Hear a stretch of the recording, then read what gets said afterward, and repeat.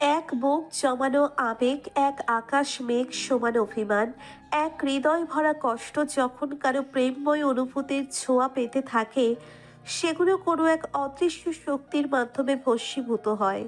যদি সেই ছোঁয়াটি হয় ভালোবাসার মানুষের, তা যেন তপ্ত রোদে কাঠফাটা হৃদয়ে এক পশলা শীতল বৃষ্টির সমান ভালো লাগা বয়ে নিয়ে আসে। রুদ্রের বুকে ঠাঁই পেয়ে তনুর বক্ষস্থলে জমে থাকা অভিমান, রাগ, দুঃখ, কষ্ট যেন একটু একটু করে গলতে শুরু করেছে। কিন্তু ওই যে আত্মাভিমান, সেটা সে কমাবে কেন? সেটা যে কমালে নিজের দাম কমে যাবে। ওর অনুভূতির কোনো দাম নেই, ওর ভালো লাগার কোনো মূল্য নেই। অভিমানী স্বরে বলে উঠল। কি করছেন কি? এইভাবে জড়িয়ে ধরলেন কেন? ছাড়ুন বলছি।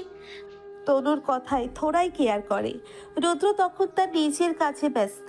প্রেয়সীকে বুকের মাঝে টেনে গলায় ওষ্ঠ ডুবিয়ে একটা উষ্ণ স্পর্শ দিয়ে কানের কাছে ফিসফিসিয়ে বলল। Sorry, I am really sorry বউ। এই প্রথম আর শেষবারের মতো ক্ষমা করে দাও। আচমকা রুদ্রের ওষ্ঠের গরম স্পর্শ পেয়ে তনুর অবস্থা বর্তমানে শুষ্ক কাষ্ঠ সমান। তার ওপরে এমন ঘোর লাগানো ভারী কণ্ঠে কানের কাছে ফিসফিসিয়ে কথা বলার দরুন সর্বাঙ্গে সৃষ্টি হয়েছে তাপ প্রবাহ। বউ ডাক শুনে বুকের মাঝে চলতে থাকা হৃৎপিণ্ড খুলে বেরিয়ে আসবে মনে হয়। তনুকে অমন আঁকাটা হয়ে থাকতে দেখে রুদ্র আবারও তার শুষ্ক ওষ্ঠ ডোবালো তনুর নরম তুলতুলে গালে। তারপর আবার সেই ঘোর লাগানো ভারী কণ্ঠে বলে উঠল। প্লিজ ক্ষমা করে দাও। তুমি জানো তোমাকে না পেয়ে আমার কি অবস্থা হয়েছিল। যখন তোমার খবর পাই তখন ভীষণ খুশি হয়েছিলাম। তোমাকে নিতে এসে যে অবস্থায় দেখেছিলাম তাতে আমার হার্টবিট বন্ধ হওয়ার জোগাড় হয়েছিল। ঈশ্বরের কাছে শুধু একটাই প্রার্থনা করে গেছি সে সময়, তোমাকে যেন কিছুতেই আমার কাছ থেকে ঈশ্বর কেড়ে না নিয়ে যান। নীতিকে হারিয়েছি, পাখিকে নিয়ে একা চলতে শিখেও গেছিলাম, কিন্তু তুমি আসার পর আমার সব কিছু এলোমেলো হয়ে গেছে। আর আমি বর্তমানে এই এলোমেলো জীবনটাকে ভীষণভাবে চাই। তুমিহীন গোছানো জীবন আমি চাই না। আমি তোমাকে হারাতে চাই না। আমার পাখির মাকে আমি হারাতে চাই না। একবার ভালোবাসাকে হারিয়েছি, দ্বিতীয়বার ভালোবাসাকে হারানোর শক্তি এবং ক্ষমতা কোনোটাই আমার মধ্যে অবশিষ্ট নেই। প্লিজ ক্ষমা করে দাও। রুদ্রের বুকের মাঝে তনুশ্রী তখন কেঁপে কেঁপে নিঃশ্বাস নিচ্ছে। প্রথমে লজ্জা পেলেও বর্তমানে রুদ্রের ক্ষমা চাওয়া ব্যাপারটি বেশ ভালোভাবে বুঝতে পারছে। তবে এই মুহূর্তে এভাবে থাকতে অস্বস্তি হচ্ছে প্রচুর। কারণ জীবনে প্রথমবার কোনো পুরুষের ছোঁয়া এভাবে তার নারী অঙ্গে লেগেছে। না চাইতেও ঝাঁক বেঁধে অনুভূতিরা ঠেলে উঠছে শরীরের বিভিন্ন অঙ্গ প্রত্যঙ্গের ফাঁক ফোকর ঠেলে। প্লিজ আমাকে ছাড়ুন, দম বন্ধ হয়ে আসছে আমার। নিজের সঙ্গে আরেকটু আষ্টেপৃষ্ঠে জড়িয়ে ধরে রুদ্র আবার বলল। ক্ষমা না পাওয়া পর্যন্ত তোমায় ছাড়ছি না। তনু পড়ল মহা বিপদে। একে তো অনুভূতিদের আশকারা বেড়ে চলেছে, উপরন্তু রুদ্রের সাথে তার বৈবাহিক জীবনে এমন মুহূর্ত আগে কোনো দিনও আসেনি। তার মনে জমানো ভালোবাসার অনুভূতি সে তো সৃষ্টি হয়েছে এখানে আসার পর বিরহ যন্ত্রণায়। কিন্তু এই মানুষটি বুঝলে তো। আচ্ছা ঠিক আছে, আমি আপনাকে ক্ষমা করেছি, এবার তো ছাড়ুন। তনুর কথা শ্রবণেন্দ্রিয়তে প্রবেশ করতেই রুদ্র প্রশস্ত হাসল। অন্ধকারময় ঘরটিতে তনু তার হাসি দেখতে না পেলেও স্পষ্ট বুঝল। হঠাৎ করে রুদ্র তনুর ললাটে তার ভেজা ওষ্ঠ ডুবিয়ে দিল, বলল। থ্যাংক ইউ মিসেস রুদ্র সেনগুপ্ত। অমন অনুভূতিময় স্পর্শে পুনরায় কেঁপে উঠল তনু। রুদ্র তনুর অবস্থা বুঝতে পেরে ধীরে ধীরে নিজের বাহুদয় থেকে মুক্ত করে দিল। তারপর কোমল কণ্ঠে বলে উঠল। Good night. তনুকে ছেড়ে পাশ ফিরে শুয়ে মৃদু হাসল রুদ্র। হাজার হোক অভিজ্ঞতার একটা দাম তো আছে। 3 বছরের সংসার জীবনের অভিজ্ঞতায় এতটুকু বুঝতে পেরেছে তার অতি লাজুক ছোট বউটির তার দেওয়া প্রথম ভালোবাসার স্পর্শের ধাক্কাটা নিতে পারেনি। মৃদু পাশ ফিরে তনুকে কুটিয়ে কম্পিত অবস্থায় ওপাশ ফিরে শুয়ে থাকতে দেখে আবারও হালকা হেসে ঘুমানোর প্রস্তুতি নিল। এদিকে তনু বেশ কিছুক্ষণ পর ধীরে ধীরে ঘুমিয়ে পড়ল। ভোর হতে না হতেই সনাতন মণ্ডলের উঠান লোকে লোকারণ্য। ভোরবেলায় সনাতন আর নীলিমা তনুর মামা মামির সাথে উঠেছিল ক্ষেত আর পুকুর দেখতে যাবে বলে, কিন্তু দরজা খুলে বাইরে বেরোতেই দেখলো উঠানের উপরে দাঁড়িয়ে থাকা জাম গাছটার নিচে বেশ কিছু মানুষ বসে আছে। ভাবলে হয়তো তার সাথে দেখা করতে এসেছে। পাশে গিয়ে জিজ্ঞেস করতে জানতে পারলো তারা এখানে বিশেষ কাজে এসেছে। চিন্তায় পড়ল সনাতন আর নীলিমা। দেখতে দেখতে লোক সমাগম ভরে উঠল বাড়ির উঠানের চারপাশ। সকাল 6টা বাজতে না বাজতেই গোটা উঠান দিয়ে যতটা দূর পারা যায় লোকে লোকারণ্য অবস্থা। বেশ কিছুক্ষণ পর গ্রামের মাতব্বরের দল এসে পৌঁছলো সনাতনের বাড়ি। মাতব্বরদের দেখে রীতিমতো ভয় পেলেন সনাতন আর নীলিমা। আমার কি কিছু খারাপ হতে চলেছে তাদের সাথে? গ্রামের মাতব্বর বিশ্বম্ভর মানে বিশুদা, যিনি উপস্থিত থেকে রুদ্র আর তনুর বিয়ে দিয়েছিলেন, তিনি এগিয়ে এসে সনাতনের কাঁধে হাত রাখলেন। কি হে ভাইয়া সনাতন, কেমন আছো? তা কালই বুঝি ফিরলে বাড়িতে? চিন্তায় সনাতনের তখন চোখ মুখ শুকিয়ে ফ্যাকাশে হয়ে গেছে। আমতা আমতা করে মাথা নেড়ে সম্মতি জানিয়ে জানতে চাইল এভাবে লোকজন নিয়ে তার বাড়িতে আসার কারণ কি। বিশুদা সনাতনের চোখে মুখে চিন্তার আভাস পেয়ে এক গাল হেসে দিলেন। আরে সনাতন, তুমি তো চিন্তা করছো কেন? আমরা তোমার বাড়িতে বিশেষ কাজে এসেছি। বলছি জামাই বাবা জীবন কোথায়? ভয় পেলেন সনাতন। জামাইয়ের খোঁজ করছেন কেন এনারা?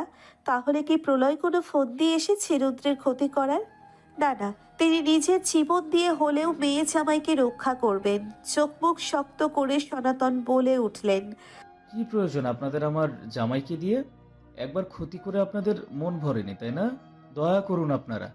এভাবে গ্রামের লোকজন জড়ো করে আমাদের ক্ষতি করার চিন্তা ভাবনা মাথা থেকে বাদ দিন। সনাতনকে উত্তপ্ত হতে যেতে দেখে বিশ্বম্বর বাবু আবার হাসলেন। আরে সনাতন, তুমি যেমন ভাবছো ব্যাপারটা তেমন নয়। আসলে জামাই বাবা জীবনই আমাদেরকে এখানে আসতে বলেছে। অবাক হলেন সনাতন। সাথে নীলিমাও তনুর মামা মামি দুজনে। জামাই ডেকেছে, কিন্তু কেন? ঠিক এমন সময় রুদ্রকে বেরিয়ে আসতে দেখলেন সবাই।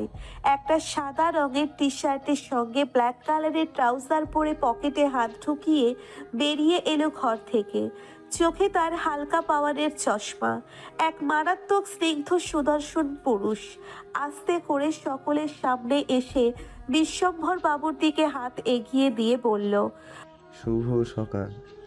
জামাই বাবা, তুমি যেমনটা বলেছিলে তেমন সবাইকেই নিয়ে এসেছি। ওকে, তাহলে আসুন এবার শুরু করা যাক। বলেই উপস্থিত জনতার ভিড়ের মাঝে গিয়ে দাঁড়ালো। বাইরে থেকে লোকের ভিড়ের আওয়াজে ততক্ষণে তনুশ্রী অনুশ্রী বিপুল সকলেই বাইরে বেরিয়ে এসেছে। প্রত্যেকের চোখ ছানা বড়া। মনে একটাই প্রশ্ন, রুদ্র কি কারণে গোটা গ্রামবাসীকে নিমন্ত্রণ করেছে? উপস্থিত ভিড়ের মাঝে বিশ্বম্বর বাবু ও রুদ্র পাশাপাশি দাঁড়িয়ে। গলাটা পরিষ্কার করে রুদ্র বলা শুরু করলো। কামালগঞ্জ গ্রাম এবং তার আশেপাশে গ্রামের সকলের নিশ্চয়ই কৃষি একমাত্র জীবিকা। তবে আমার জানা মতে এখানে খুব ভালো রেশম কীটের চাষ হয়। আর এটাও জানি আপনারা এই মুহূর্তে মূলধনের অভাব থাকার কারণে আর সঠিক মূল্য না পাওয়ার কারণে রেশম কীট উৎপাদন করা বন্ধ করে দিয়েছেন। আমি আপনাদের ডেকেছি কারণ আমি আপনাদের মূলধন দিয়ে সাহায্য করতে চাই। আপনারা আমার কাছ থেকে লোন নেবেন একদম শূন্য সুদে। তারপর রেশম চাষ করার পর সেই রেশম আমার কাছে সঠিক মূল্যে বিক্রি করবেন। তারপর আমার কাছ থেকে নেওয়া লোন পরিশোধ করবেন একদম সরাসরি, কোনো দালালের চক্রের মাধ্যমে নয়।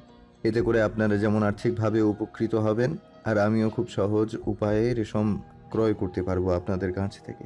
এবার বলুন আমার প্রস্তাবটা আপনাদের কেমন লাগলো?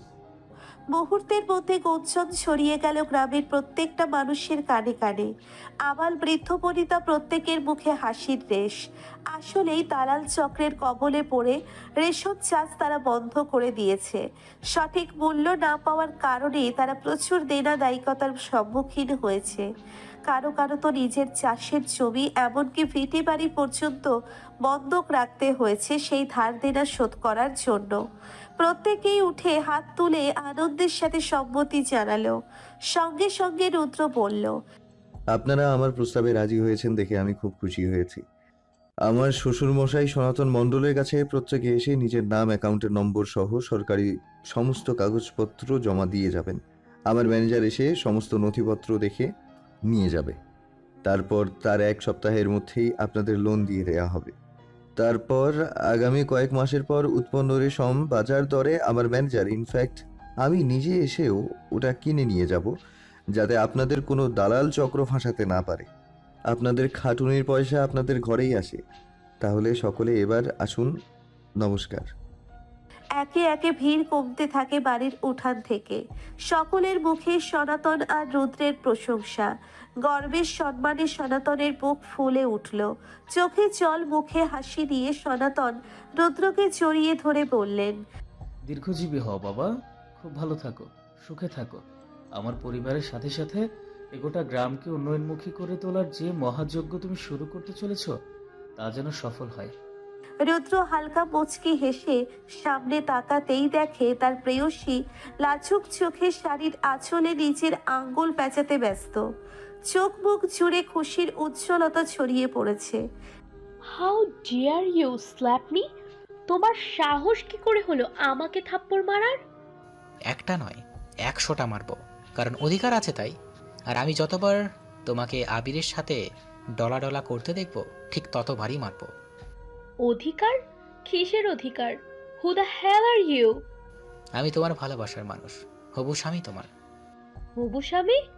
হাহ, are you gone mad Piyush? তুমি আমার কেউ হও না। চিত্রা।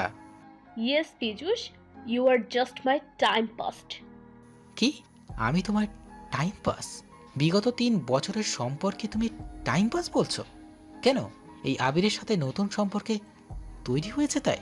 আজ আবিরের মতো একটা পয়সাওয়ালা লোক পেয়ে আমার ভালোবাসাকে 2 পায়ে ঠেলে দিতে পারলে চিত্রা?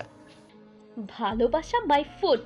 তোমার মতো একটা ভিখারিকে আমি মানে চিত্রা ভালোবাসবে? ইন ইউর ড্রিমস আমি আবিরকে ভালোবাসি। You know, he proposed me. Chitra. Don't shout. ভাবলে কি করে আমার মতো সুন্দরী কোয়ালিফাইড ইঞ্জিনিয়ার তোমার মতো একটা লুজারকে ভালোবাসবে? চিত্রা, ভুলে যেও না আমি ইঞ্জিনিয়ার। হোহ, দারুণ কথা। আবির কিন্তু একটা গোটা কোম্পানির মালিক, আর তুমিও আমার মতো তার আন্ডারে কাজ করো। বাই দ্য ওয়ে, আমি কিন্তু সেই কোম্পানির হবু মালকিন। Would be Mrs Abir Mukherjee. So next time talk to me respectfully. আমাকে এভাবে চিট না করলেও পারতে। আসি, তবে মনে রেখো, 1 মাকে শীত চায় না, সময় সবাইকে সুযোগ দেয়। এতক্ষণ ধরে নিজের 4 বছরের ফেলে আসা অতীতের কথা মনে মনে ভাবছিল পীযূষ।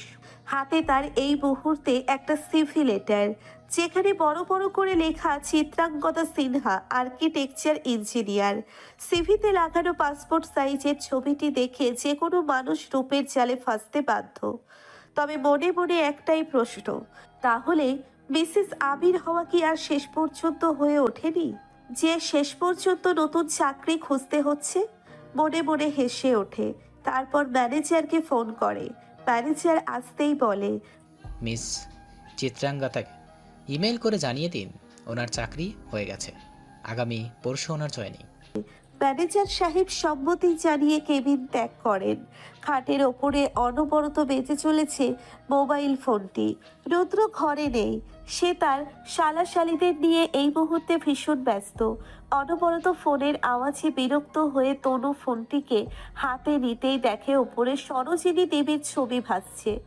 অর্থাৎ উনি ফোন করেছেন। হাতে নিয়ে কিয়ৎক্ষণ চিন্তা ভাবনা করতে করতেই ফোনটি কেটে যায়। কয়েক সেকেন্ড পর আবারও শব্দ করে বেজে ওঠে ফোনটি। তনুশ্রী উপায় না পেয়ে ফোনটি রিসিভ করে।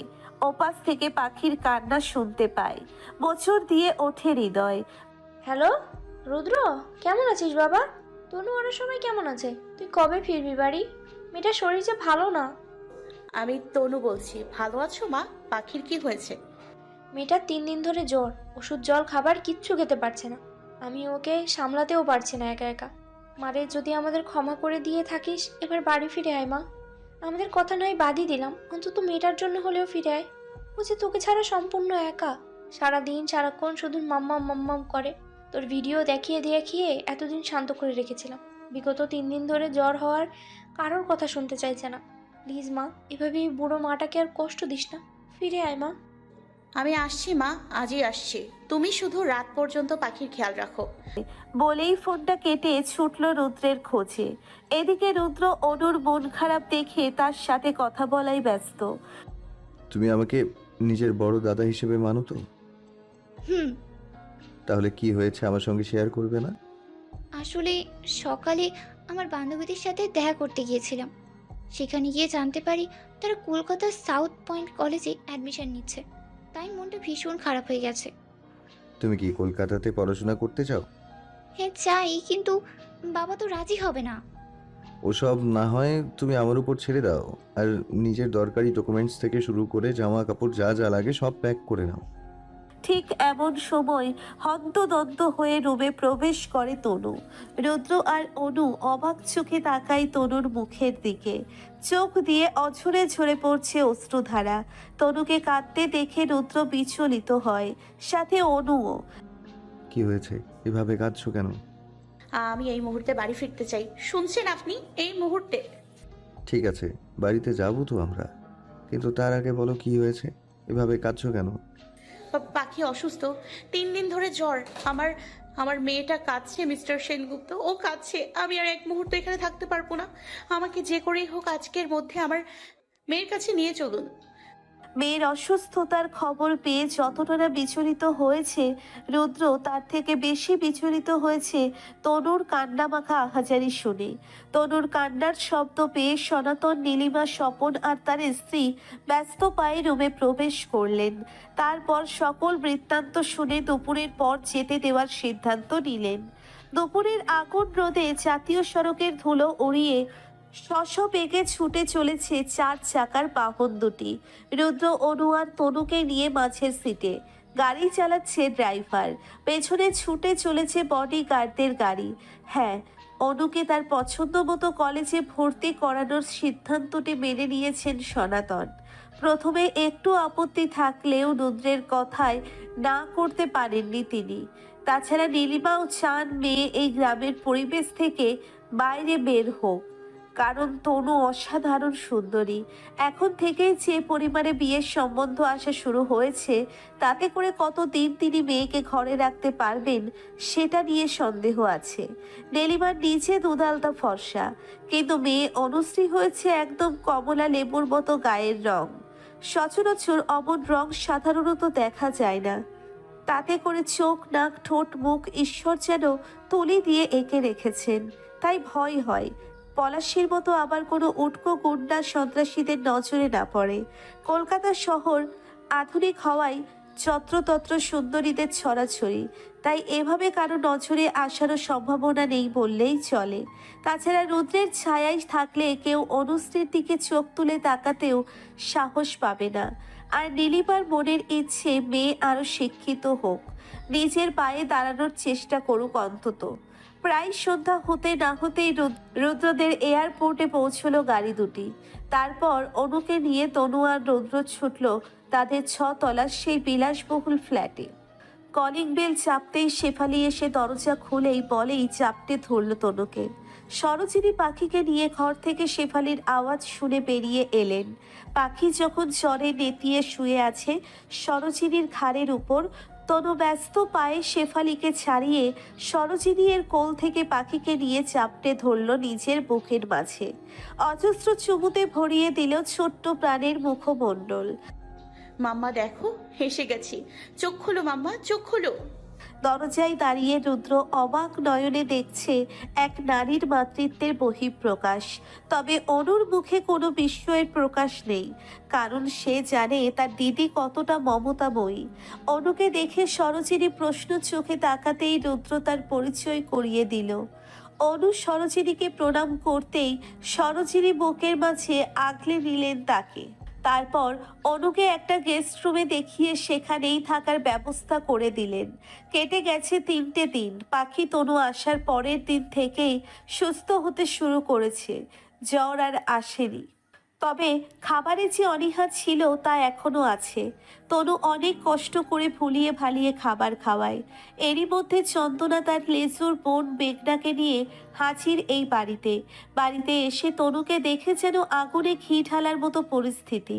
তাতে অনুশ্রীকে দেখে মরার উপর খাড়ার ঘা হয়েছে। মেঘনা তো জ্বলে পুড়ে খাক হয়ে যাচ্ছে অনুশ্রীর রূপের আগুনের ছটা দেখে। মানতেই হবে 18 বছর বয়সে যেন মেয়েটির রূপ সৌন্দর্য চুইয়ে চুইয়ে পড়ছে। চন্দনা হতাশ সুরে মেঘনাকে বলে উঠল, একটা গাইয়া ভূত কি কম ছিল, আরেকটা এসে জুটেছে। কিন্তু যাই বলিস আর তাই বলিস, এরা দুই বোন কিন্তু জাত সুন্দরী। তনুশ্রী রংচাপা হলেও মারাত্মক আকর্ষণীয়। কি সুন্দর কোকড়ানো কোমর ছাড়ানো চুল, একদম যেন কাংনা রানাওয়াত। আর ওর বোনটাকে দেখেছিস? ওটাকে তো মনে হয় কোনো ডানা কাটা পরি। ইস, আমরা সারাদিন পার্লারে ঘষে মেজেও এত রং রূপ তৈরি করতে পারলাম না। আর ওরা বিউটি পার্লার জীবনে চোখেও দেখেছে কিনা সন্দেহ। তাও দেখ কেমন রূপ রং চুয়ে চুয়ে পড়ছে। কি বলতে চাইছিস তুই, আমি দেখতে সুন্দর নই? না না, তা বললাম কখন? বলছি যে তুই আগে সুন্দর ছিলিস, এখন তো। থাক, আর কিছু বলতে হবে না তোর। আমার কথা বাদ দে, নিজের কথা ভাব। চেষ্টা তো কম করলি না রুদ্রকে পটানোর। তাও দেখ, শেষ পর্যন্ত ওই গাইয়া ভুট্টাই রুদ্রের ঘাড়ে চেপে উঠলো। তোর দিকে তো ফিরেও তাকায় না। আমি তাও কলা কৌশলে রুদ্রকে ফাঁসিয়েছিলাম। কত সুযোগ দিয়েছি বলতো তোকে রুদ্রের বউ হওয়ার জন্য? তোর ঘটে কি সেই বুদ্ধি আছে? এসেছেন উনি রুদ্রের বউয়ের রূপ সৌন্দর্য বিচার করতে। দিদির কথায় থোতা মুখ ভোতা করে বসে রইল মেঘনা। হালকা সবুজ আলোয় স্নিগ্ধ শীতল পরিবেশ সৃষ্টি করেছে। হালকা ভয়েসের ইংলিশ গানে চতুর্দিকে একটা রোমান্টিক পরিবেশ তৈরি হয়েছে। এসির শীতল বাতাসে মনে হচ্ছে এই মুহূর্তের জায়গাটি কলকাতার নয়, বিদেশের কোথাও। দেওয়ালের অধিকাংশ পাশই মোটা কাচের অপোজিটে ব্যালকনিতে অজস্র প্রজাতির পাতাবাহারের গাছ। কাচের ওয়ালে মোটা গ্রিন কার্টেন টাঙানো। বাইরে থেকে যে আলো আসছে তা কার্টেন ভেদ করে হালকা আলো আলো আভা সৃষ্টি করেছে চতুর্দিকে। চিত্রা আজ নতুন অফিসের জয়েনিং করেছে। গ্রিন গোল কোম্পানি লিমিটেডের ডিজাইনিং সফটওয়্যার ইঞ্জিনিয়ারের পদে তার জব হয়েছে। অফিসে প্রবেশ করেই এমন মনোরম পরিবেশ দেখে চিত্রা মনে মনে ভীষণ খুশি হলো। ভেতরে প্রবেশ করতেই রিসেপশনে নিজের জয়েনিং লেটার জমা করতে রিসেপশনিস্ট স্বাগত জানালো। তারপর ম্যানেজারকে ফোন করার সাথে সাথে তাকে নিয়ে অফিসের ভেতরে প্রবেশ করলো। তারপর মোটামুটি সবার সঙ্গে পরিচয় করিয়ে দিয়ে 4th ফ্লোরে তারই সহকর্মী যারা ডিজাইনিং সফটওয়্যার ডিপার্টমেন্টে আছে সেখানে তার ডেস্কে বসিয়ে দিয়ে চলে গেলেন। আর যাওয়ার সময় বলে গেলেন 1 ঘন্টা পরে মিটিং, কোম্পানির বস আসবেন, নতুন প্রজেক্ট এসেছে সেই সম্পর্কে ডিটেলসে কাকে কি করতে হবে তার ব্যাখ্যা সহকারে বুঝিয়ে দেবেন। সুতরাং বস আসলেই 1 ঘন্টার মধ্যে সকলে যেন মিটিং রুমে উপস্থিত হয়। চিত্রার এই 1 ঘন্টা কোনো কাজ ছিল না বলে মোটামুটি নিজের প্রত্যেকের সাথেই পরিচিত হয়েছে। এদিকে কলিগদের বেশিরভাগই ছেলে হওয়ায় চিত্রার মতো এমন একজন সুন্দরী স্মার্ট কলিগ পেয়ে তারাও আপ্লুত হয়েছে। এমনকি বেশ কিছু জনের সঙ্গে ইতিমধ্যেই চিত্রার দারুণ বন্ধুত্ব হয়ে গেছে। 1 ঘন্টা পর মোটামুটি প্রত্যেকটি ডিপার্টমেন্টের হেডদের নিয়ে মিটিংয়ের আয়োজন করা হয়েছে। চিত্রা যেহেতু নতুন, আবার ডিজাইনিং ডিপার্টমেন্টের সিনিয়র পদে জয়েন হওয়ায় তাকেও মিটিং অ্যাটেন্ড করতে হয়েছে। প্রত্যেকেই যখন অপেক্ষায় রত, ঠিক সেই সময় মিটিং রুমে প্রবেশ করে পীযূষ। হালকা পার্পল কালারের শার্টের উপর অ্যাশ কালারের ব্লেজার, গায়ে ব্ল্যাক কালারের সানগ্লাস, চোখে দিয়ে মিটিং রুমে প্রবেশ করে পীযূষ। পেছনে তার পিএ মিসেস তুলি রহমান হাতে ল্যাপটপ আর কিছু ফাইল নিয়ে মিটিং রুমে ঢোকে। তিনি সিনিয়র সিটিজেন, বয়স প্রায় 42, কিন্তু কাজে ভীষণ ছটফটে এবং বুদ্ধিমতী। তাই পীযূষ নির্দ্বিধায় সমস্ত কাজের চাপ মিসেস তুলি রহমানকে দিয়ে নিশ্চিন্তে থাকে। পীযূষ মিটিং রুমে প্রবেশ সকলের উদ্দেশ্যে বলে ওঠে, হ্যালো গাইস, হোয়াটসঅ্যাপ? পীযূষকে দেখেই মিটিং রুমে উপস্থিত একজন মহিলা বলে, Piyush, you are looking so hot. Oh really? Thank you, beautiful. কবে থেকেই তো তোমাকে অফার করছি। পীযূষ, অ্যাকসেপ্ট করে নাও না। ইউনো বসের সাথে প্রেম করার মজাই আলাদা। মহিলাটির কথা শুনে প্রত্যেকেই খিলখিলিয়ে হেসে ওঠে। অন্যদিকে বসে থাকা একজন ছেলে কলিগ পিঞ্চ কেটে বলে, দিস ইজ নট ফেয়ার বিজুস। তুমি দিন দিন নিজের ইটনেস বাড়াচ্ছ, যার কারণে অফিসের মেয়েরা আমাদেরকে আর পাত্তাই দেয় না। So bad luck, you know. কথাটি শুনতেই আবার সকলে হো হো করে হেসে ওঠে। পীযূষ নিচেও হাসতে হাসতে বলে, সো গাইজ, অনেক হলো ইয়ার্কি, এবার একটু সিরিয়াস হওয়া যাক। বলেই মিসেস রহমানকে বলল প্রজেক্টের অন করে নতুন প্রজেক্টের ডিটেলস সম্পর্কে প্রত্যেককে বোঝাতে। মিসেস তুলি রহমান প্রজেক্টর অন করে আজকের প্রজেক্ট সম্পর্কে বলতে শুরু করলেন। কিছু দূর বলার পর পীযূষ তাকে থামিয়ে দিয়ে একের পর এক ডিটেলসে কাকে কি করতে হবে, কোন ডিপার্টমেন্ট কোন বিষয়ে কাজ করবে, প্রত্যেকটা জিনিস বুঝিয়ে দিতে শুরু করে। এদিকে চিত্রা পীযূষকে কোম্পানির বসের চেয়ারে দেখে রীতিমতো অবাকের শীর্ষবিন্দুতে। ও কাকে দেখছে? এটা কিভাবে সম্ভব? 4 বছর আগেও একজন সামান্য ইঞ্জিনিয়ার থেকে এত বড় একটা কোম্পানি কিভাবে ও খাড়া করতে পারলো, সেটা ভাবতেই মস্তিষ্কের নিউরনগুলো নড়ে উঠল। গ্রিন গোল কলকাতার সবচাইতে বড় নামকরা আর্কিটেক্ট কোম্পানি বিগত 4 বছরে নিজেদের কাজ এবং ক্রিয়েটিভিটি দেখিয়ে বড় বড় প্রজেক্ট নিজেদের কক্ষিগত করেছে। হাজার হাজার কোটি টাকার প্রজেক্ট অনায়াসেই কমপ্লিট করেছে। শুধু কলকাতাতেই নয়, বাইরের রাজ্যেও তারা তাদের সুনাম রয়েছে। এত বড় একটা কোম্পানির জব পেয়ে চিত্রা যতটা আনন্দে ছিল, পীযূষকে সেই কোম্পানির বসের চেয়ারে দেখে ততটাই আশ্চর্য হয়েছে, সাথে আফসোসও হচ্ছে ভীষণ পরিমাণ। আসতে পারি? নিজের কেবিনে বসে ল্যাপটপে কাজ করছিল পীযূষ। পরিচিত কণ্ঠস্বর শুনে মনে মনে একটা হাসি দিল, তারপর মাথা না তুলেই উত্তর দিল, ইয়েস, কাম ইন। গুটি গুটি পায়ে নিজের জন্য বরাদ্দ কাজের ফাইলটি নিয়ে চিত্রা পীযূষের কেবিনে প্রবেশ করে। মাথা না তুলেই পীযূষ বলে, প্লিজ সিট। চিত্রা চেয়ারে বসে নিজের দুহাত কচলাতে থাকে, কারণ 4 বছর আগেকার কথা প্রতি ক্ষণে ক্ষণে মনে আসায় তার মধ্যে চরম পরিমাণে অস্বস্তি আর ইতস্ততা কাজ করছে। চিত্রাকে এমন ইতস্তত ভাব করতে দেখে পীযূষ মনে মনে আবার একটা হাসি দেয়। কেমন আছো চিত্রা? পীযূষের মুখে নিজের নাম খুবই নর্মাল ভাবে শোনায় মনের মধ্যে একটা শীতল সমীরণ বয়ে যায় চিত্রার। খানিকটা জড়তা আর লজ্জা মিশ্রিত দৃষ্টি নিয়ে পীযূষের দিকে তাকিয়ে বলে, ভালো আছি, তুমি কেমন আছো? আমাকে দেখে তোমার কি মনে হচ্ছে? ভালো আছি নাকি নেই? I am sorry Piyush. Sorry for what? Easy চেয়ারের পিঠে হেলান দিয়ে হাতে থাকা পেনটি দুহাতের আঙ্গুল দিয়ে নাড়তে নাড়তে বলে। আবারও ইতস্ততার বিরক্তির মাঝে নিজেকে পেশাই করে চিত্রা বলে, আসলে আমি যা করেছি তোমার সাথে তা ক্ষমার অযোগ্য। তুমি জব ছেড়ে চলে আসার পর আমি বুঝতে পারি আমি কত বড় ভুল ছিলাম। প্রতিটা সময় আমার বিবেক আমাকে পুড়িয়েছে, তবুও সাহস করে তোমার কাছে ক্ষমা চাওয়া হয়নি, তাই আজ চাইলাম। প্লিজ আমায় ক্ষমা করে দিও পীযূষ। আরে না না, ক্ষমা চাওয়ার দরকার নেই, আমি কিছু মনে করিনি। পরে আমিও ভেবে দেখলাম প্রত্যেকের নিজের একটা পার্সোনাল লাইফ আছে, ভালো লাগা মন্দ লাগা আছে। তোমার আমার সঙ্গে ভালো লাগেনি তাই রিলেশন রাখেনি। So just relax, it's not a big deal. মনে মনে হাঁপ ছেড়ে বাঁচল চিত্রা। ভীষণ খুশি হলো। কিছু একটা ভেবে পীযূষের দিকে ডান হাতটা বাড়িয়ে দিয়ে বলল, ফ্রেন্ডস, যদি অ্যাকসেপ্ট করো তাহলে ভাববো আমার ওপর তোমার কোনো রাগ নেই। চিত্রার কথা শুনে পীযূষ আবার প্রশস্ত হাসল। নিজের ডান হাতটা বাড়িয়ে দিয়ে চিত্রার সাথে করমর্দন করে বলল, ওকে দেন, ফ্রেন্ডশিপ অ্যাকসেপ্টেড। করমর্দন শেষ করে চিত্রা তার ফাইলটি দেখিয়ে সেই সংশ্লিষ্ট কাজ বুঝে কেবিন থেকে বেরিয়ে গেল। এদিকে পীযূষ বাঁকা হাসি হেসে নিজের কাছে মনোযোগী হলো।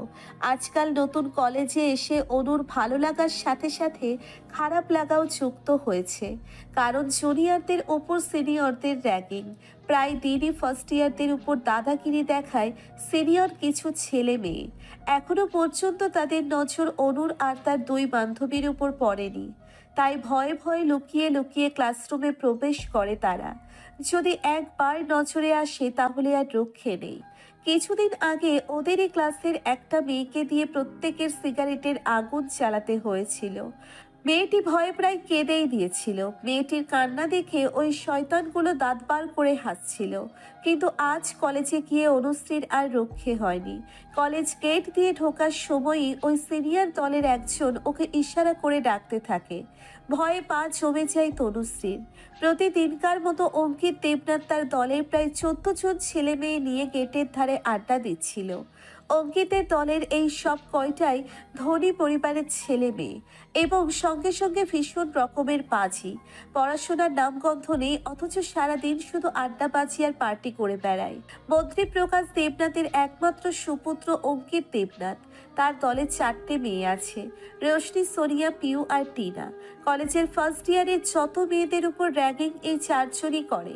বাকি 10টা ছেলে আছে, তাদের নাম বান্টি, সৈকত, সাগর, মিহির, রাজু, দীপেশ, চন্দন, মৃণাল, সেলিম আর অঙ্কিত নিজে। অনুশ্রীকে গেট দিয়ে ঢুকতে দেখে সাগর আর মিহির অঙ্কিতকে ইশারা করে বলে। ওদের দেখে অঙ্কিত সহ বাকিগুলো অনুশ্রীর দিকে তাকিয়ে হো হো করে হেসে ওঠে। অঙ্কিত বান্টিকে ইশারা করে অনুশ্রীকে ডাকার জন্য। বান্টি অনুশ্রীর পাশে গিয়ে একটা সিটি বাজায়। সিটির শব্দ শুনে চমকে অনুশ্রীর পাশে তাকাতেই দেখে একটা বকাটে টাইপ ছেলে তার দিকে কেমন দৃষ্টিতে তাকিয়ে আছে। ছেলেটিকে দেখে আবার পা বাড়াতেই ছেলেটি ডেকে ওকে বলে পেছনে নাকি ওদের বস ডাকছে। পেছনে তাকাতেই দেখে অঙ্কিত 2 আঙ্গুলের মাধ্যমে ওকে তার দিকে ডাকছে। অঙ্কিতকে দেখেই শুকনো ঢোক গেলে অনুশ্রী।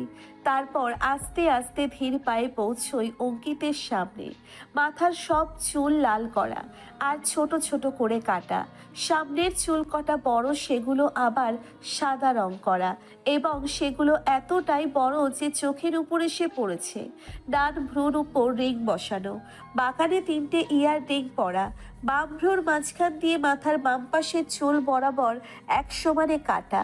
দেখে মনে হচ্ছে মাথার চুলের মাঝখান দিয়ে আল বানানো হয়েছে। তদ্রূপ ভ্রুর মাঝখান দিয়েও আল কাটা হয়েছে। ড্রেসেরও সেই ছিঁড়ি। একটা জিন্সের প্যান্ট পরেছে, তাতে হাজার ছেঁড়া। গায়ে একটা ব্ল্যাক কালারের টি শার্ট, তার উপরে রেড কালারের একটা শার্ট জড়ানো। মাঝখানের বোতামগুলো সব খোলা। গলায় না হলেও কেজি খানেক অংপং চং টাইপের মালা ঝোলানো, তাও আবার মেটালের মালা। একটা দামি গাড়ির সামনে বসে আরও কয়েকটা সন্ডা কন্ডা টাইপ ছেলেপুলে নিয়ে বসে বসে ছেলে মেয়েদের উত্ত্যক্ত করছে। অনুশ্রী আসতেই আপাত মস্তক চোখ ঘুরায় অঙ্কিত। সালোয়ার কামিজ পরা, ওড়না ঢাকা একটা গাইয়া ভূত দেখে ফিচেল হাসে। তারপর জিজ্ঞেস করে, নাম কি? ও ও অনুশ্রী মণ্ডল। কোন ডিপার্টমেন্ট?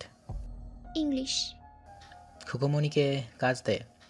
রোশনি, টিনা, পিউ আর সোনিয়া এসে অনুশ্রীর সামনে দাঁড়ায়। অনু তো এদের দেখেই ভয়ে শেষ। মনে মনে ঈশ্বরকে ডাকতে থাকে। এরই মধ্যে অনুর বাকি 2 বান্ধবী এসে হাজির হয় সেখানে। পলি আর তিন্নি দৌড়ে গিয়ে পৌঁছয় অনুর পাশে। কিন্তু তারাও যে অনুকে এই মুহূর্তে ওই শয়তানগুলোর হাত থেকে বাঁচাতে পারবে না, সেটা ওরা ভালোভাবেই জানে। এদিকে টিনা অনুর সামনে এসে এক হাঁচকা টানে অনুর ওড়নাটা গলা থেকে নিয়ে নেয়। বিস্ময়ে হতভম্ব হয়ে চোখ বড় বড় করে তাকিয়ে থাকে সামনের মানুষগুলোর দিকে। ভয়ে দুঃখে কান্না চলে আসে অনুর। ওড়না হাতে নিয়ে টিনা একটা ডেভিল হাসি দিয়ে বলে, উফ বাবু, এমনভাবে কাটতে নেই তো। এই ওড়নাটা একটা টাস্ক করা কাজে লাগবে। আমি এটা দিয়ে তোমার চোখ বেঁধে দেব। তারপর তোমাকে আমাদের মধ্যে কেউ একজন একটা টাস্ক করবে। তোমাকে গেস করে বলতে হবে সে কে ছিল। Just simple task. বলেই একটা হাসি দিয়ে অনুর চোখ জোড়া ওড়না দিয়ে বেঁধে দেয়। তারপর হাত দিয়ে ধরে এনে ওদের গ্যাংয়ের সামনে দাঁড় করিয়ে 2-3 পা গোল গোল ঘুরিয়ে ছেড়ে দেয়। এত জোরে জোরে ঘুরে রীতিমতো ঘূর্ণি লেগে যায় অনুর। এরই মধ্যে রোশনি সাইড থেকে অনুর বাম গালে একটা কিস করে বসে। হতভম্ব হয়ে যায় চোখ বাঁধা থাকায় অনু। ভাবে নিশ্চয়ই কোনো ছেলে এই কাজ করেছে। রাগে গা জ্বলে ওঠে। পূর্বের ঘটনার জেরে হিতাহিত জ্ঞান ভুলে যায়। নিজের গালে হাত দিয়ে কয়েক সেকেন্ড দাঁড়িয়ে থেকে আচমকাই সামনে কাউকে লক্ষ্য করে কষিয়ে একটা চড় মারে। চটটা এত জোরে ছিল যে অনুর হাত রীতিমতো জ্বালা করে যাচ্ছে। এদিকে কানে শুনতে পাচ্ছে চতুর্দিকে কেমন পিন পতন নীরবতা ছেয়ে গেছে। তারপর এক হ্যাচকা টানে ওড়নাটা চোখ থেকে খুলে তাড়াতাড়ি নিচের গায়ে ঢেকে নেয়। তারপর আশেপাশে চোখ বুলিয়ে দেখে প্রত্যেকের নজর সামনের দিকে। প্রত্যেকের নজর লক্ষ্য করে সামনে তাকিয়ে যা দেখে তাতে রীতিমতো পায়ের তলায় ভূমিকম্প সৃষ্টি হয়। ভয়ে প্রাণের জল শুকিয়ে অবস্থা খারাপ হয়ে যাওয়ার জোগাড়। কারণ এই গ্রুপের সর্দার মানে বস অঙ্কিত ডান গালে হাত দিয়ে রক্তলাল চক্ষু নিয়ে দাঁড়িয়ে আছে অনুশ্রীর সামনে। ইতিমধ্যেই উপলব্ধি হয় অনুর সে চোখ বন্ধ থাকা অবস্থায় যাকে প্রকাণ্ড একখানি থাপ্পড় কষিয়েছে সে আর কেউ নয়, সামনে দাঁড়ানো ব্যক্তিটি হলো সেই।